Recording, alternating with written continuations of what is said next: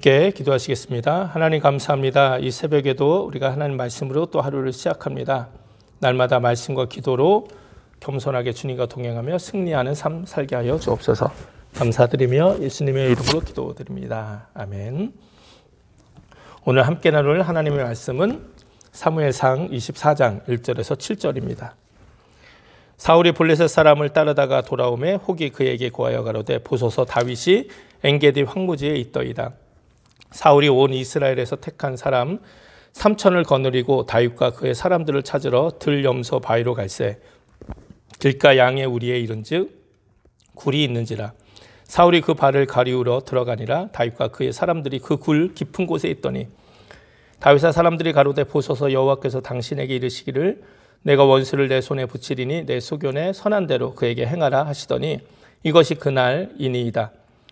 다윗이 일어나서 사울의 겉옷자락을 가만히 베니라. 그리한 후에 사울의 옷자락 뱀을 인하여 다윗의 마음에 찔려 자기 사람들에게 이르되 내가 손을 들어 여호와의 기름 부음을 받은 내 주를 치는 것은 여호와의 금하시는 것이니 그는 여호와의 기름 부음을 받은 자가 됨이니라 하고 다윗이 이 말로 자기 사람들을 금하여 사울을 해하지 못하게 하니라. 사울이 일어나 굴에서 나가 자기 길을 가니라.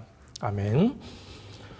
오늘도 하나님 말씀으로 하루 시작한 여러분들에게 하나님의 은혜가 함께 하시길 바랍니다. 오늘 본문은 다윗이 사울왕을 살려준 내용이 기록되어 있죠.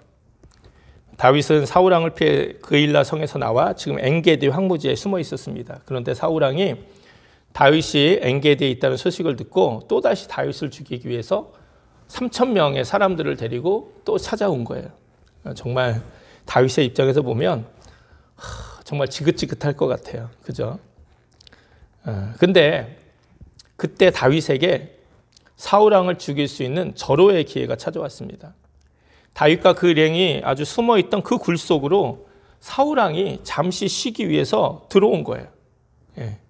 그리고 거기서 잠을 잔 거죠. 다윗과 함께한 사람들은요, 무엇이라 다윗에게 이야기합니까? 지금이 바로 하나님이 주신 기회입니다. 하나님이 다윗을 죽이려 하는 사울왕을 다윗의 손에 붙여 주신 것이라 이렇게 말하면서 지금이 기회라. 지금이 기회라. 그러니까 다윗이 뭐라고 얘기하는 거죠? 사울왕을 죽이고 이제 사울왕의 위협에서 벗어나서 이제 이스라엘의 왕이 될 수 있는 그런 절호의 찬스가 왔다. 이렇게 이야기하는 것이죠. 그러나 다윗은 어떻게 했습니까? 사울왕을 죽이지 않았고 오직 잠자고 있었던 사울왕의 겉옷자락만 베었어요. 그런데 참 다윗이 이 겉옷자락을 벤 것만으로도 마음에 너무 찔린 거예요. 그 이유가 무엇입니까?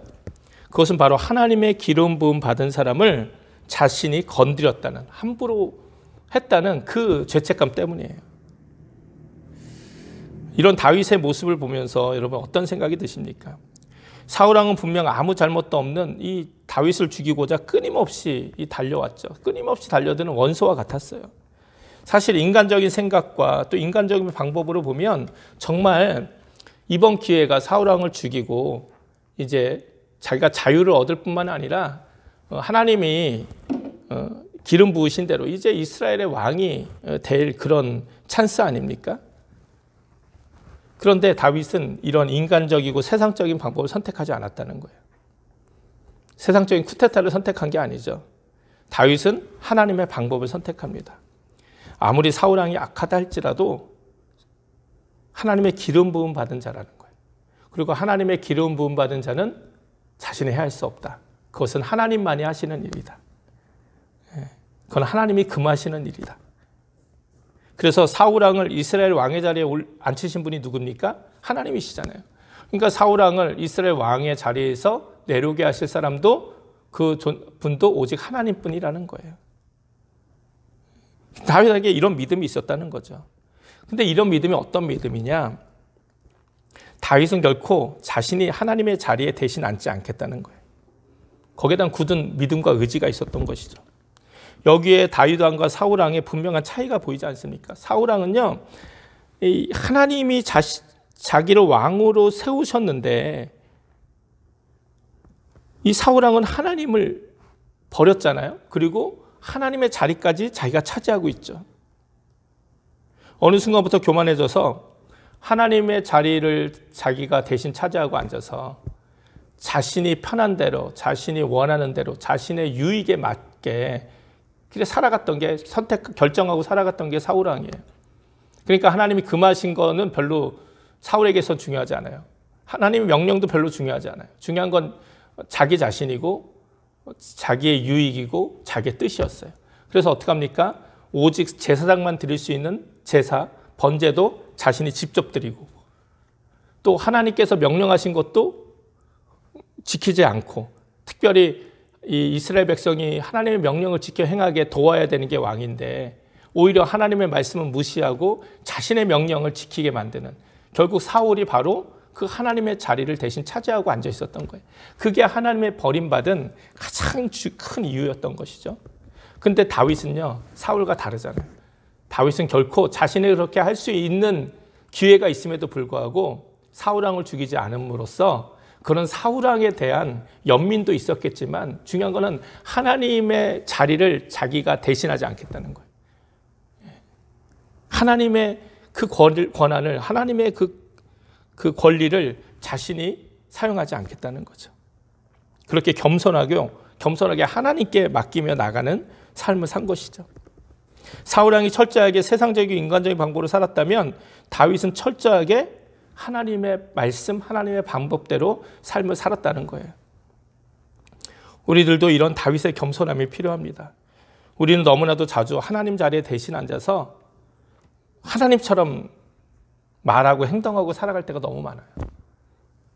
다른 사람들 함부로 판단하고 정죄하고. 그러나 오직 심판은 하나님만이 하실 수 있는 것임을 다시 한번 기억해야 되죠. 또한 철저하게 하나님의 방법과 뜻대로 살기 원한 다윗의 결단을 우리가 배워야 됩니다. 누가 와도 손쉽게 사울왕을 죽이고 위기를 기회로 만들 수 있다 생각했겠지만 다윗은 손쉬운 인간의 방법보다는 어렵더라도 하나님의 방법, 하나님의 말씀을 따라 살아간 거예요. 이런 다윗의 중심을 하나님이 기뻐하신 것이죠. 왜 성경은 다윗이 하나님의 마음에 합한 사람이라 평가하고 있습니까? 이런 모습 때문에 언제나 다윗은 자신의 뜻과 자신의 유익이나 어떤 자신이 원하는 것이 아니라 그것보다 먼저 하나님의 뜻을 구하고 하나님의 뜻대로 살아가기를 애쓰고 힘썼기 때문이에요. 오늘 우리들에게도 이런 다윗과 같은 분명한 삶의 기준이 있는지 한번 돌아봐야 됩니다. 우리가 살아가면서 우리가 어떤 기준으로 어떤 모습으로 살아가고 있습니까? 사실 다윗은 나중에 왕이 된 이후에도 실수할 때도 있었죠. 그러나 그때마다 다윗은 다시 금방 회개하고 돌아왔어요. 그리고 자신이 어느 순간 하나님 자리에 앉아 있다 생각하면 그렇게 교만해지면 다시 한번 겸손하게 밑으로 내려와 무릎 꿇고 회개하고 주님 앞에 돌아가는 그런 귀한 모습이 있었습니다. 결국 그것이 하나님이 가장 성경에서 사랑하고 함께 하기를 원하셨던 다윗의 모습이라는 것이죠. 오늘 저와 여러분에게도 이 다윗과 같은 분명한 삶의 기준, 모습이 좀 있었으면 좋겠어요. 세상의 방법보다는 하나님의 뜻대로 살아가기를 결단하는 저와 여러분이 되기를 바랍니다. 나의 뜻과 나의 생각과 또 나의 유익보다는, 그래서 정말 어떤 삶의 기회가 우리에게 왔을 때, 어떤 성공의 기회가 왔을 때, 어떤 우리가 정말 물질을 벌 수 있는 기회가 왔을 때 그것을 그냥 이게 나에게 좋으면, 우리는 되게 내로남불 이런 얘기 하잖아요. 저는 그 내로남불 이 말이요, 무슨 큰 의미가 있는 사자성어인지 알았더니 그게 아니라 내가 하면 로맨스, 남이 하면 불륜, 이래서 내로남불 이런 말을 많이 사용하더라고요. 이런 태도로 하나님 믿으면 안 되죠. 뭔가 내가 원하는 것이 참 내 앞에 딱 주어졌을 때는 이게 하나님의 뜻이구나, 그리고 선택하고, 뭔가 내가 하기 어렵고 힘든 일이 있으면 이건 하나님의 뜻이 아닐 거야, 그러고서 그것을 선택하지 않고, 언제나 내 중심적으로 살아가는 것, 이게 정말 가장 우리 신앙에 있어서 조심해야 될 그런 모습이라 생각을 합니다. 언제나 우리는 다윗처럼 우리의 중심을 탁 붙잡고 있어서 정말 어떤 것이 하나님의 뜻인지, 내가 편하자고 하는 것이 아니라, 내가 더 유익돼서 하는 것이 아니라, 때로는 내가 손해보고 내가 조금은 어렵고 내가 힘들더라도 정말 하나님의 뜻이기에 때로는 우리의 손해도 감내하고 우리의 어려움도 감내하고 그 하나님의 말씀대로 뜻대로 살아가기를 결단하며 살아가는 저와 여러분이 되기를 주님의 이름으로 축원을 드립니다. 오늘 하루도 주님과 동행하면서 정말 주님의 귀한 뜻대로 살아가는 귀한 날 되시기 바랍니다. 함께 기도하시겠습니다. 하나님, 오늘 다윗의 이 모습을 통해서 우리의 중심이 어디 있는지 다시 한번 돌아보게 됩니다. 우리도 다윗처럼 귀한 이 믿음의 중심을 가지고, 결단을 가지고, 또 내 뜻보다는 하나님의 귀한 말씀을 우리의 삶의 기준으로 삼고 그렇게 믿음으로 살아가는 우리들 되게 하여 주시옵소서. 감사드리며 예수님의 이름으로 기도드립니다. 아멘. 우리 주님 가르쳐 주신 기도 함께 하겠습니다. 하늘에 계신 우리 아버지여, 이름이 거룩히 여김을 받으시오며 나라의 마옵시며 뜻이 하늘에서 이룬 것 같이 땅에서 이루어지이다. 오늘날 우리에게 일용할 양식을 주옵시고 우리가 우리에게 죄진 자를 사하여 준 것 같이 우리 죄를 사하여 주옵시고 우리를 시험에 들지 말게 하옵시며 다만 악에서 구하옵소서. 나라와 권세와 영광이 아버지께 영원히 있사옵나이다. 아멘. 오늘도 함께 말씀 기억하시면서 결단하고 기도하시고 또 계속해서 나라와 민족과 교회 가정 위해서 계속해서 기도해 주시고, 특별히 우리 사랑하는 또 믿음의 가족들, 우리 배달교회 성도님들 생각나시는 분들이 있다면 또 이 아침에 함께 기도해 주시기 바랍니다. 다 함께 기도하시겠습니다.